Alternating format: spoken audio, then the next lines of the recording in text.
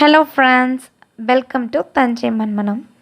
இன்றைக்கி நம்மளோட தஞ்சை மண்மனம் சேனலில் நம்ம பார்க்க போகிற ரெசிபி சுவையான ஸ்பைசியான மட்டன் கிரேவி. இந்த டேஸ்டான மட்டன் கிரேவி எப்படி செய்கிறதுன்னு பார்க்குறதுக்கு முன்னாடி நீங்கள் நம்மளோட தஞ்சை மண்மனம் சேனலை சப்ஸ்கிரைப் பண்ணிவிட்டு அப்படியே பக்கத்தில் இருக்கிற பெல் பட்டனை கிளிக் பண்ணிக்கோங்க.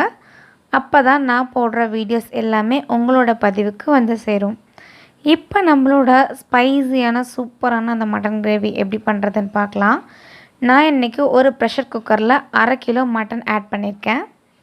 நல்லா வாஷ் பண்ணிவிட்டு ஆட் பண்ணிக்கோ. 1 டீஸ்பூன் மஞ்சத்தூள் ஆட் பண்ணிக்கோங்க. இப்போது 1 டீஸ்பூன் இஞ்சி பூண்டு பேஸ்ட் இதெல்லாமே ஆட் பண்ணிவிட்டு கறி மூழ்கிற அளவுக்கு தண்ணி ஊற்றிக்கோங்க. கிரேவி அப்படின்றதுனால தண்ணி அதிகமாக ஆட் பண்ண வேண்டாம். கறியிலேருந்தே தண்ணி நமக்கு வெளியில் வரும். அதனால் ஓரளவுக்கு கொஞ்சமாக தண்ணி ஊற்றிட்டு இப்போது குக்கரை க்ளோஸ் பண்ணிவிட்டு நம்ம நல்லா கறியை வேக வச்சுக்கலாம். இப்போ விசில் போட்டுட்டு நான் ஒரு 2 விசில் இல்லைன்னா 3 விசில் வச்சுக்க போகிறேன். இது ஒன் சைடு நல்லா குக் ஆகிட்டுருக்க அந்த சமயத்தில் நம்ம கிரேவி பண்ணுறதுக்கு ஸ்டார்ட் பண்ணிக்கலாம். இப்போது ஒரு பேனில் நான் கொஞ்சமாக கடலெண்ணெய் எடுத்திருக்கேன். உங்கள்கிட்ட சன்ஃப்ளவர் ஆயில் இருந்தால் நீங்கள் அதை கூட எடுத்துக்கலாம். இப்போது இதில் ஒரு பட்டை, 2 கிராம்பு, 1 ஏலக்காய் ஆட் பண்ணிவிட்டு கொஞ்சமாக ஜீரகமும் சோம்பும் ஒரு டீஸ்பூன் ஆட் பண்ணிக்கோங்க. இதெல்லாம் ஆட் பண்ணிவிட்டு நல்லா பொரிய விட்டுருங்க.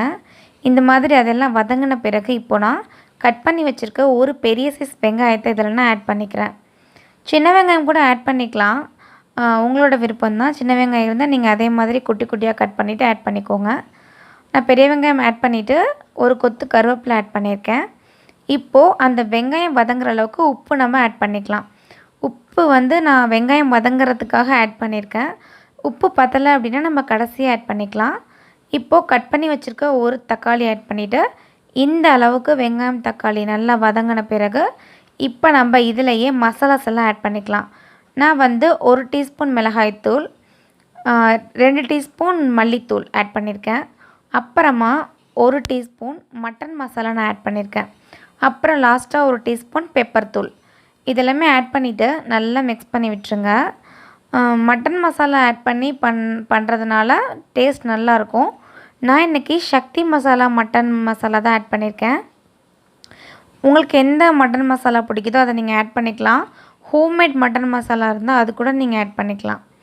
இந்த மாதிரி மட்டன் மசாலா அந்த ஸ்பைசஸ் எல்லாமே ஆட் பண்ணிவிட்டு வேக வச்சு எடுத்து வச்சுருக்கோம் இல்லையா அந்த மட்டன், அதை இதில் ஆட் பண்ணிக்கலாம். ஆட் பண்ணிவிட்டு நல்லா மிக்ஸ் பண்ணி விடுங்க. நல்லா மிக்ஸ் பண்ணிவிட்டு அந்த ஸ்பைசஸ் எல்லாமே நம்ம ஆட் பண்ணியிருக்க அந்த மசாலா எல்லாமே இந்த மட்டனோட நல்லா மிக்ஸ் ஆகிற அளவுக்கு நல்லா மிக்ஸ் பண்ணி விட்டுட்டு நான் இதில் அரைச்ச தேங்காய் பேஸ்ட்டை ஆட் பண்ணிக்கிறேன். நான் வந்து ஒரு பாதி தேங்காய் தான் அரைச்சி ஆட் பண்ணியிருக்கேன், கொஞ்சமாக தான். ஏன்னா நம்ம கிரேவி தானே பண்ணுறோம், குழம்பு பண்ணுறதா இருந்தால் நம்ம அதிகமாக ஆட் பண்ணிக்கலாம். இந்த மாதிரி கொஞ்சமாக தேங்காய் அரைச்சி ஆட் பண்ணிவிட்டு லிட்டை க்ளோஸ் பண்ணிடுங்க. தேங்காய் அரைச்சி ஊற்றுனீங்கன்னா கிரேவி கொஞ்சம் திக்னஸாக இருக்கும், அதுக்காக தான் நான் தேங்காய் ஆட் பண்ணியிருக்கேன். அவ்வளோதான் ஃப்ரெண்ட்ஸ், நம்மளோட சுவையான ஸ்பைசியான மட்டன் கிரேவி ரெடி ஆகிடுச்சு. எவ்வளோ சிம்பிளாக பண்ணிடலாம் அப்படின்னு பார்த்தீங்களா? வீட்டில் கெஸ்ட்டெல்லாம் வந்துட்டால் நம்ம உடனே வந்து இந்த கிரேவி பண்ணிடலாம். ரொம்பவே ஈஸியான சிம்பிளான மட்டன் கிரேவி, பட் டேஸ்ட் வந்து சூப்பராக இருக்கும். இந்த மட்டன் கிரேவியை வந்து நீங்கள் சாதத்தோட, சப்பாத்தி, தோசை, இட்லி எல்லாத்துக்கும் சூப்பரான காம்பினேஷன். ஸோ கண்டிப்பாக இந்த மட்டன் கிரேவியை நீங்கள் வீட்டில் ட்ரை பண்ணி பார்த்துட்டு உங்களோட எக்ஸ்பீரியன்ஸை கமெண்ட் பாக்ஸில் ஷேர் பண்ணுங்கள். நான் உங்களுக்கு ரிப்ளை பண்ணுறேன். வேறு ஒரு வீடியோவில் சந்திக்கிறேன். தேங்க்ஸ் ஃபார் வாட்சிங்.